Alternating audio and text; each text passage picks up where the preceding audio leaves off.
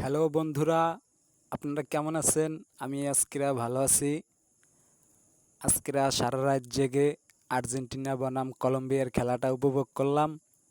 অবশেষে আর্জেন্টিনা হারলো। হারলো আজকের Argentina. Colombia ২ গোল করে আর্জেন্টিনাকে উড়িয়ে দিল।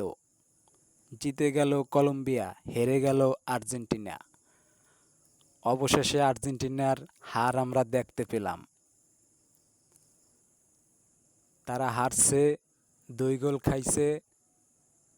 তারা ১ গোল অবশ্যই দিয়েছে, কিন্তু তারা ২টি গোল খেয়ে তারা হেরেছে।